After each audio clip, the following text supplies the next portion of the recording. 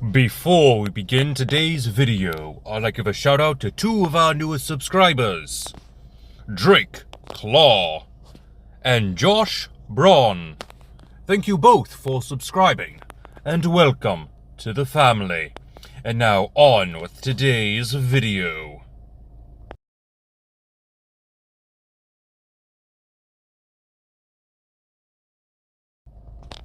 Greetings, my dear viewers. It is I, Drayhon, and welcome back to Dungeons & Dragons Character Conversion, where we take a look at a character from across media and bring them into Dungeons & Dragons 5th edition as a playable character.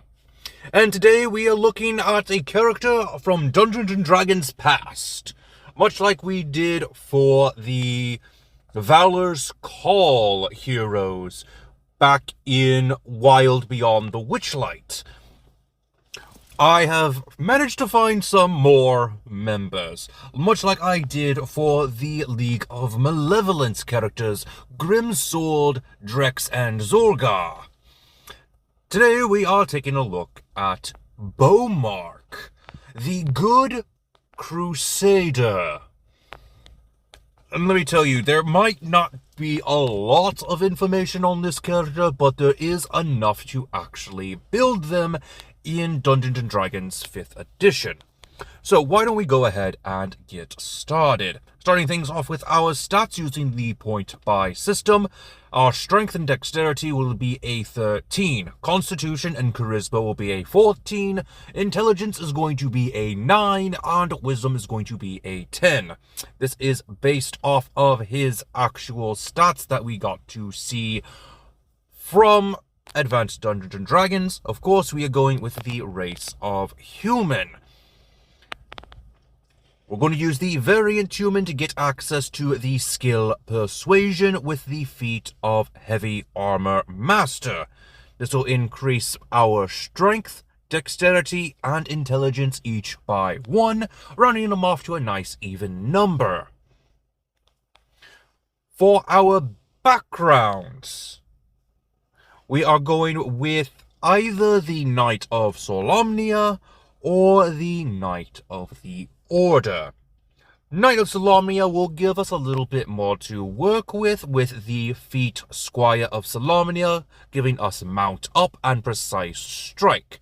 It'll give us access to the skill proficiencies in Athletics and Survival and languages of Elven and Dwarvish. For Knight of the Order, we get Arcana and Religion. For tools, we get one gaming set of a choice or musical instrument. For our language, it's going to be Elven, and we get the feature of Knightly Regard. I want to go with Knight of the Order simply because it makes things a little more accurate to his Advanced Dungeons & Dragons counterpart. He wasn't from Dragonlance, so the Knight of Solamnia would not make much sense, though it does help build up a little bit more of his character. In the end, it is up to you which background you choose. I am just going with what background we are doing for this video.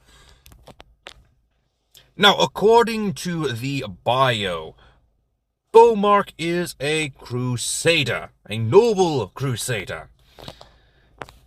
He fights on the side of good and can never change, or else he will lose his special powers. That sounds like only one thing. And since there is a differentiating factor between Crusaders and fighters, our Crusader-esque class is going to be the Paladin, giving us a d10 hit die, starting hit points of 10 plus our Constitution modifier. Additional hit points are going to be equal to 1d10 plus our Constitution modifier per Paladin level after the first. Our proficiencies are going to be in all armor and shields, simple weapons and martial weapons. Our saving throws are wisdom and charisma, and for our skills we are going with athletics and persuasion. We get access to Divine Sense and Lay on Hands. Moving on to level 2 Paladin, we are going with the fighting style of Interception, with the spellcasting modifier being Charisma, and we also have access to Divine Smite. Next, we are going to go ahead and quickly multi-class into Fighter, giving us a D10 hit die and extra hit points equal to 1d10 plus our Constitution modifier per Fighter level. We get access to the fighting style of 2-weapon fighting and the feature Second Wind. Level 2 fighters get access to Action Surge. Level 3 fighters get access to a martial archetype. We are going with the Champion, since according to his original stat block in Advanced Dungeons & Dragons, he is classified as a Champion fighter.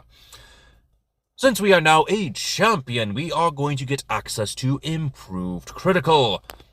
Moving on to Paladin level 3, we get access to Divine Health and a Sacred Oath. The only oath that I can figure would match with the information we have for Bowmarc is the Oath of the Crown. This will give us access to the Oath spells Command and Compelled Duel, with Channel Divinity of Champion Challenge and Turn the Tide.